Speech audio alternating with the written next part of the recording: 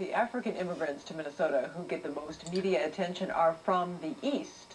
Many of us know that the Twin Cities is the home to more Somalis than any other place in the nation, but few know about the growing number of West Africans who call the Twin Cities home. The Star Tribune this weekend will feature a series of reports about the West African nation of Liberia and the reasons so many have fled that country in recent years to come to Minnesota. Regina McCombs is one of the reporters on the project, and it's always good to see you. Why focus on this particular community? What I didn't realize until we started on this project was that Minnesota is home to the largest community of Liberians outside of Africa.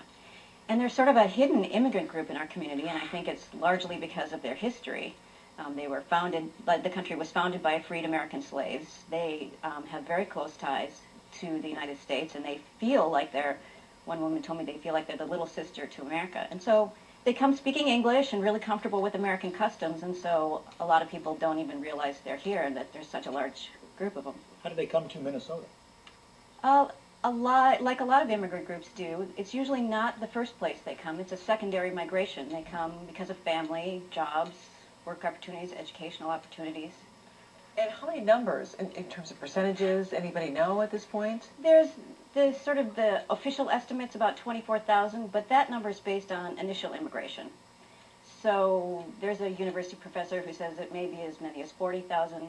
You know, it's hard to say. One of the fun things about this project is that you have video on the Star Tribune website, and let's set up the clip that we're going to see here. It's about the barbershop, the local barbershop with the Liberian Americans? Yes, Brooklyn Park has become a real area where a lot of Liberians live, and there's a barbershop in Brooklyn Park. It's sort of a community center that people come to get their haircut and to see people they haven't seen for a while, and women come in to, you know, visit folks, and it's sort of a fun place. Let's take a look. It's in good shape, right? Right there, real quick.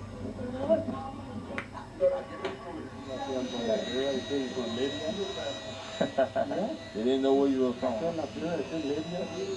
Liberia have great-hearted people, wonderful food, you know, and the land is a wonderful place. It's a large Liberian community in Minnesota, and they are doing good, I think. The atmosphere in the barber shop, this is home away from home.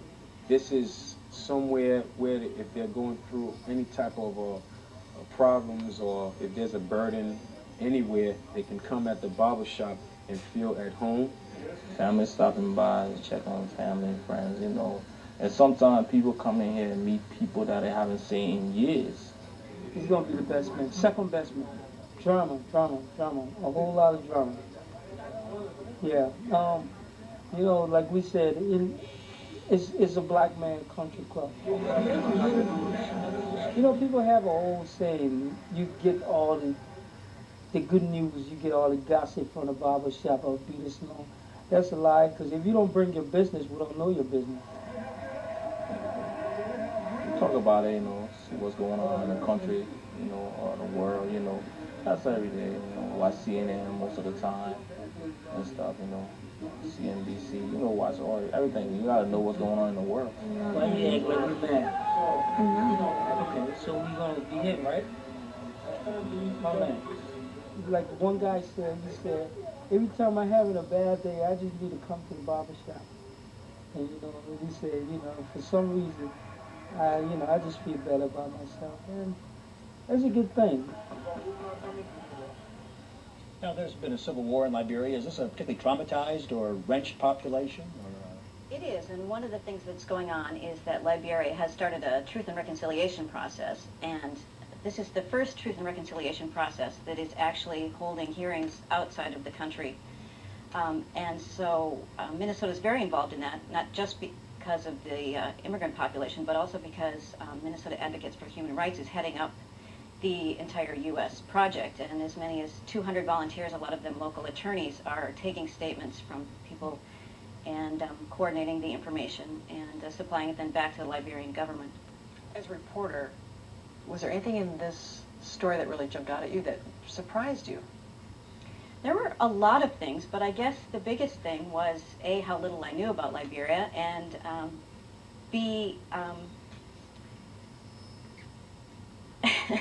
just how great the people were. I mean, they were amazing. They're so comfortable to be around, and just it was a really fun project to work on.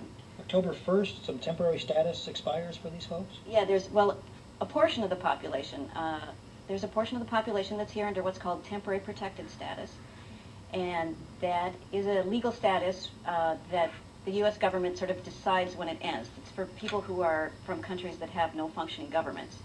And because Liberia now has had democratic elections and has at least a fragile peace, the government is allowing TPS to expire. So what that means is that the people who are here under that provision will be required to go home October 1st. However, Liberia is still in a lot of disorder. There's 80% unemployment, there's no electrical grid, there's no running water. So a lot of these people are professionals and healthcare folks, and it's going to be a pretty big deal for them to go home. So it's in the paper this weekend, but of course always on the web. StarTribune.com/Liberia. All right, Regina McComb, it's always good to see you. Thank you. Congratulations. Looks great. Thanks.